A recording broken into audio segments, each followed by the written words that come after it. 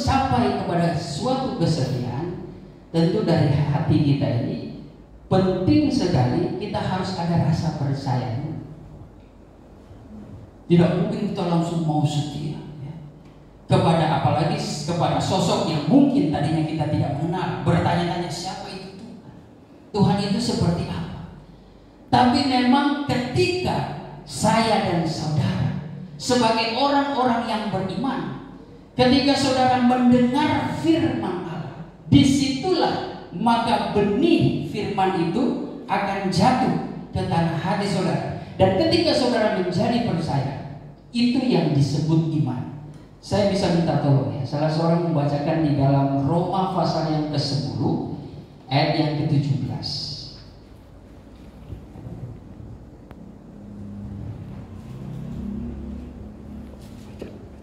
Roma 10 ayat 17. Jadi iman timbul dari pendengaran. Iman timbul dari pendengaran. Nah, terus? Dan pendengaran oleh firman Kristus. Terima kasih.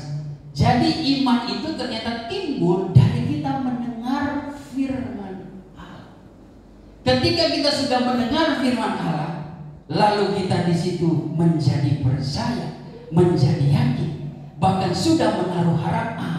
Itulah yang sebenarnya kita sudah mencapai kepada tahap pengenalan kepada Tuhan.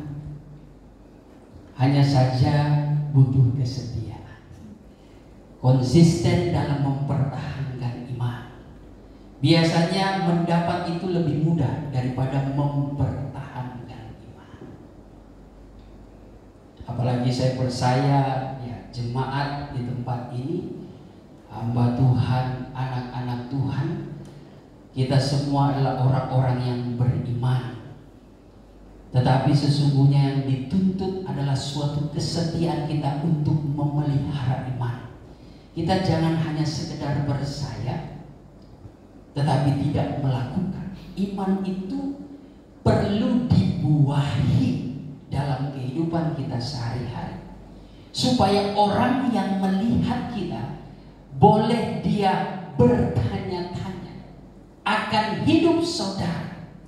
Bahkan orang di sekitar kita akan penasaran, apa yang membuat hidupmu itu nampaknya bersuka cita, nampaknya memuji Tuhan seperti tidak ada beban, nampaknya sekalipun keadaan dunia ini yang sudah penuh dengan tantangan, penuh dengan cobaan yang menimbulkan kegelisahan dalam setiap hati manusia, tetapi kenapa engkau saudara nampaknya tetap bersuka cita, wajahmu tetap berseri?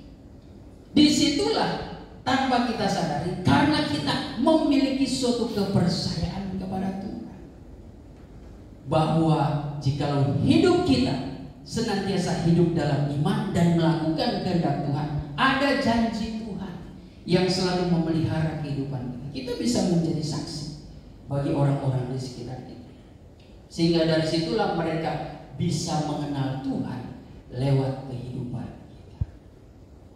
Makanya saudara, sebagai orang yang percaya, memang tantangannya adalah ketika kita harus bertahan. Kesetiaan yang dituntut dari Alkitab sebenarnya kesetiaan yang hanya diukur dan dinilai oleh Tuhan itu sendiri.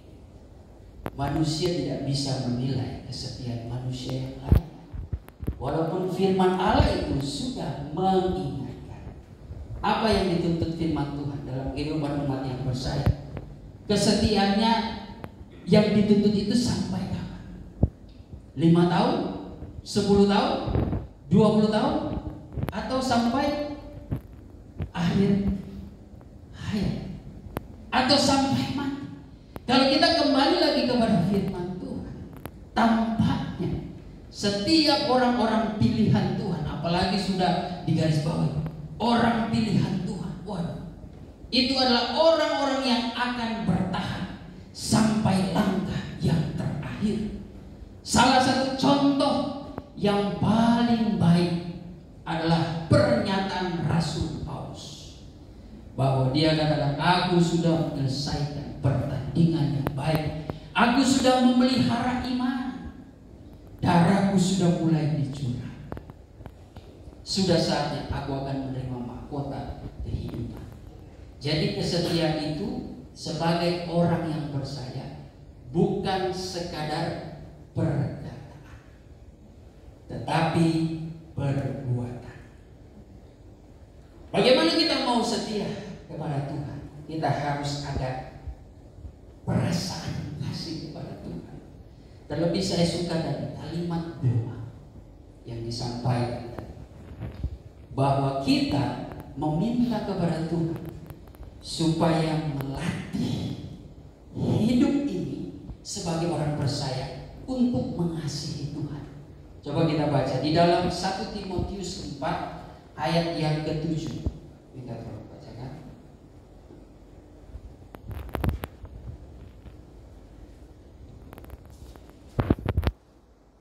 1 Timotius 4 ayat yang ke-7. 1 Timotius 4 ayat yang ke-7.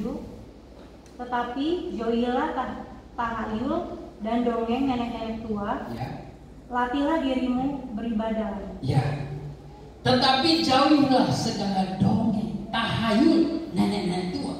Sampai detik ini pun terkadang atau seringkali saya melihat orang yang sudah percaya kepada Tuhan, orang yang sudah mengenal Tuhan, masih percaya akan mitos, masih percaya akan ramalan, masih percaya akan dongeng-dongeng nenek-nenek moyang kita. Bahkan masih percaya yang dibawa kepada hal-hal untuk dapat berbicara dengan Allah, percaya kepada ramalan, percaya kepada perdukunan dan sebagainya.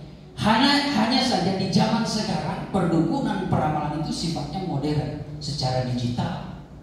Tapi kita sebagai orang percaya, kita tahu siapa itu Tuhan.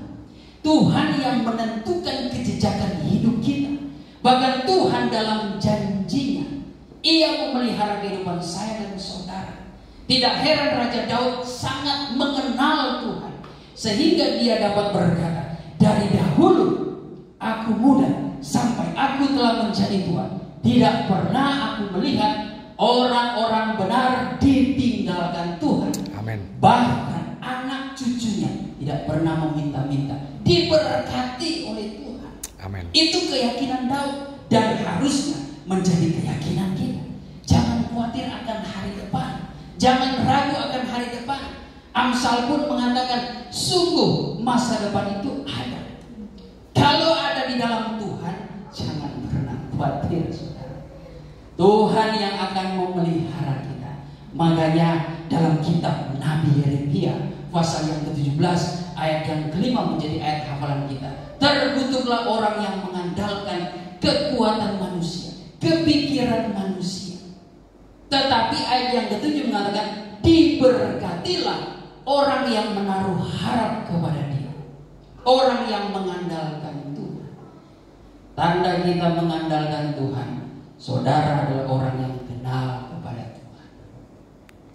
Jangan takut, jangan khawatir ketika hidup kita sudah menaruh kepercayaan kepada Tuhan.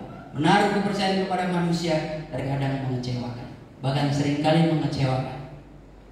Seringkali kita diberi pengharapan palsu, tapi di dalam Tuhan, Tuhan tidak pernah memberi harapan palsu. Sebagai ayat-ayat terakhir, kita buka di dalam Bilangan pasal yang ke-23 ayat yang ke-19.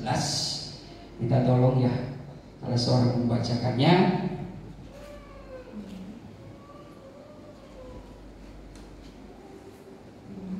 Bilangan 23 ayat yang ke-19. Bilangan 23 ayat yang ke-19. Ya. Allah bukanlah manusia. Allah bukanlah manusia sehingga Ia berdusta. Sehingga kalau Dia berfirman, Dia berjanji kepada saudara, Dia tidak menepati, Dia berdusta. Terus? Bukan anak manusia.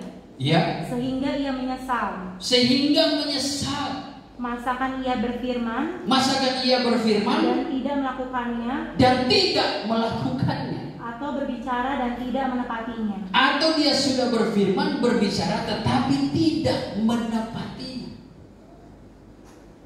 Allah bukan manusia.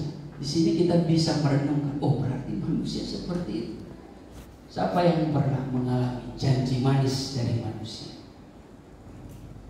Pasti ya kita seringkali mengalami janji manis dalam hubungan pacaran, mungkin anak-anak muda, hubungan pekerjaan, bahkan hubungan dalam pelayanan pun terkadang kita diberikan janji manis, tetapi mengecewakan. Makanya kembali lagi kepada pribadi kita. Kalau kita mau melayani Tuhan, layanilah Tuhan. Kolose mengatakan, Rasul Paulus menulis kepada jemaat yang ada di Kolose 3 ayat 23, apa sih bunyinya? Dikatakan, lakukanlah segala sesuatu seperti untuk Tuhan, bukan untuk manusia. Apapun yang saudara layani di dalam pekerjaan Tuhan, jangan berharap kepada manusia. Lakukanlah, berikan yang terbaik itu untuk Tuhan. Karena manusia terkadang suka berubah, tapi Tuhan Yesus tidak pernah berubah. Amin. Dari dahulu, sekarang, sampai selama-lamanya tetap konsisten, tidak pernah berubah. Kalau saudara melayani pekerjaan Tuhan, melayani musik, melayani sebagai worship leader, melayani sebagai pengkhotbah, saudara layani dengan sungguh-sungguh, dengan keyakinan yang teguh, dengan pembuktian dari dalam diri saudara. Saya percaya, saya pun harus melakukan apa yang menjadi perkataan Tuhan.